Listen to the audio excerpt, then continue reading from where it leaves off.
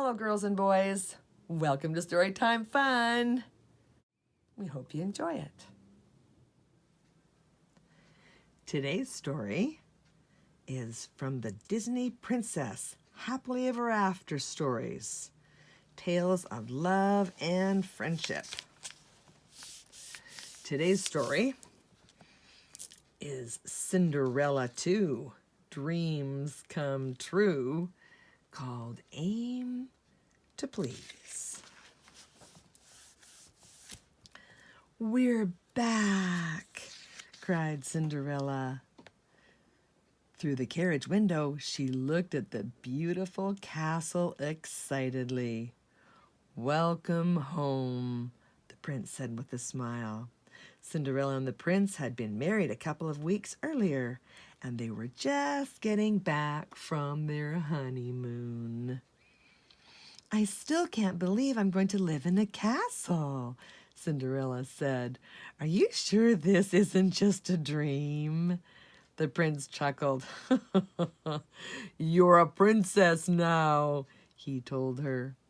Inside the castle, the king heard that his son and Cinderella had returned from their trip. He summoned Prudence, who ran the royal household, and asked her to teach Cinderella about her new responsibilities. "It's going to be your duty to prepare the girl," the king said. "The royal banquet will now be Cinderella's responsibility." Prudence was horrified. That had always been her job.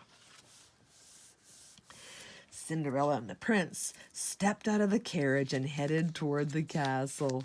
But the king met them halfway and told the prince that he had to leave at once. "We have important matters to attend to." "Now?" the prince asked. "Father, I can't just abandon my princess, not with the royal banquet only 2 days away. She hasn't had time to prepare." "Your Majesty," offered Prudence, "I can take care of the preparations as always." "Just show Cinderella what to do," the king ordered. "It's her duty to plan the banquet." He hurried into the carriage. "I'm sorry to rush off," said the prince. "Don't worry," Cinderella replied confidently. "I'll be fine." But the next morning, the princess wasn't so sure. Prudence found Cinderella making breakfast in her old clothes. "A princess never prepares her own meals," Prudence said. "That is not how things are done."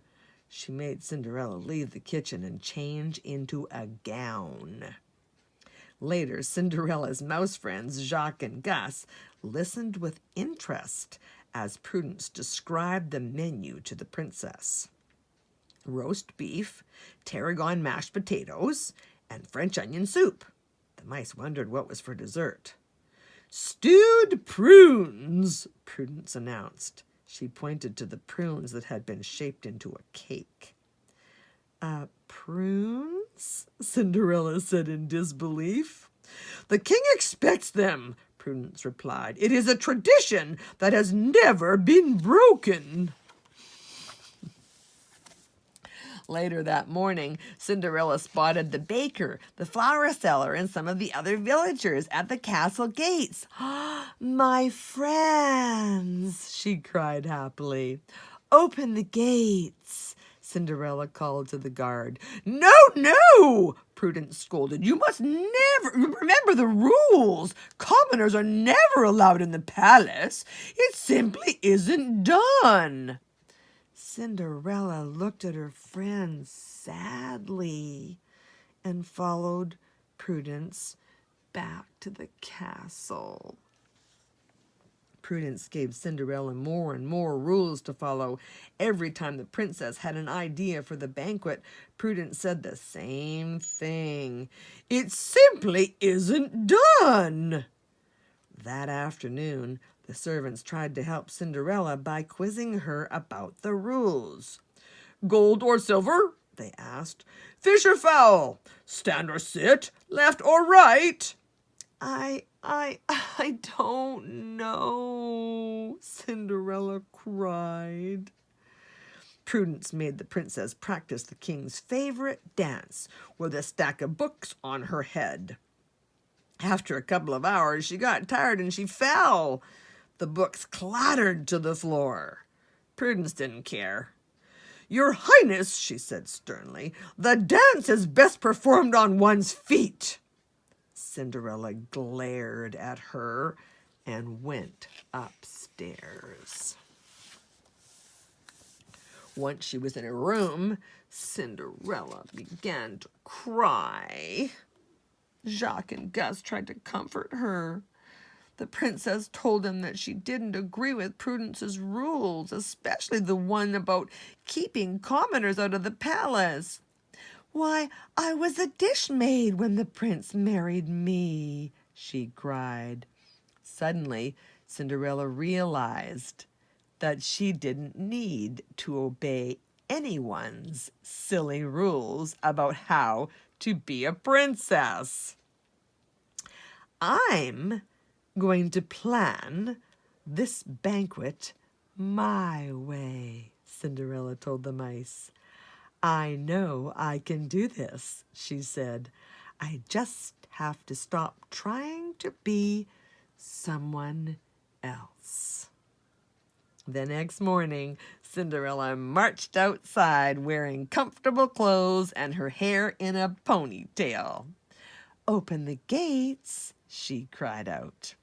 She walked through the village, passing out invitations to the butcher, the baker, the flower seller, dear friends she had known all her life. Prudence was horrified. Then she returned to the castle. Cinderella headed straight for the kitchen. This party needs help, starting with dessert, she said. No, Prince, Gus cried. Yuck! Then Jacques knocked over a container of chocolate. Chocolate pudding, declared Cinderella. It was absolutely perfect for dessert. Cinderella's next stop was the ballroom. She told the orchestra to play a lively waltz at the banquet. Suddenly, Prudence stormed into the ballroom. It simply isn't done, she said with a gasp. Cinderella tried to reassure her. I know this is a big change, she said, but I have to try things my way. Well then, said Prudence, I certainly hope you know what you're doing. Later that day, Cinderella put on her favorite dress and necklace. It was almost time for the banquet.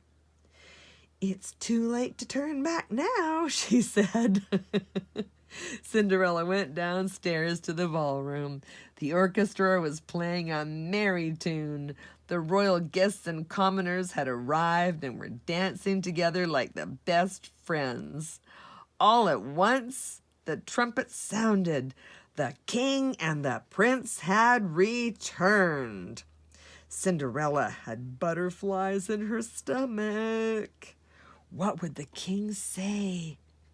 She held her breath as he walked in. He stopped and stared. Commoners in the palace? The orchestra playing a waltz?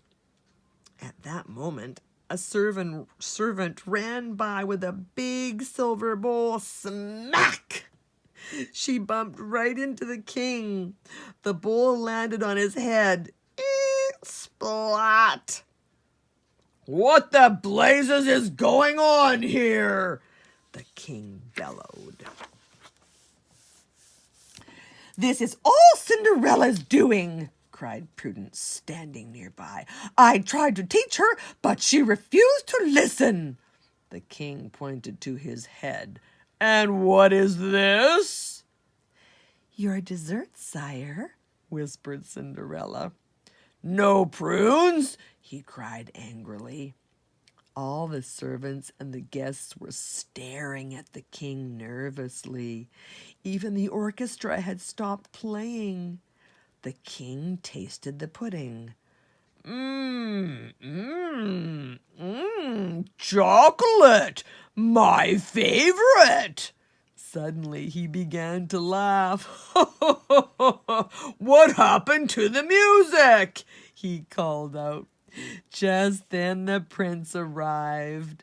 He swept Cinderella into his arms and whirled her around the dance floor. After a moment, the royal couple noticed that the king was shaking Prudence's hand and complimenting her. I always said we needed some new traditions around here. Go on now, Prudence. You're missing all the fun. Then the king pushed Prudence into the Grand Duke's arms, and the two began to dance across the floor. The prince looked around and noticed all the changes.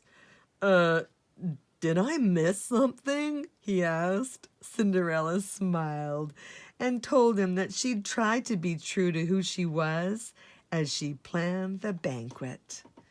When Prudence and the Grand Duke passed by again, the king was still talking about how wonderfully everything had turned out. It is the princess who deserves your praise, sire, Prudence told him, and I am honored to be at her highness's service. Cinderella looked at Prudence and smiled. I think we're going to be great friends. Gus, Jacques, and the other mice watched from the balcony. They were glad everything had gone so well for Cinderella. And they'd been having a wonderful time, too. I told my son he had chosen well, the king said delightedly as he escorted Cinderella and the prince to their thrones. You're a natural! The king placed a glittering crown onto Cinderella's head. Hooray! Everyone cheered, including the mice.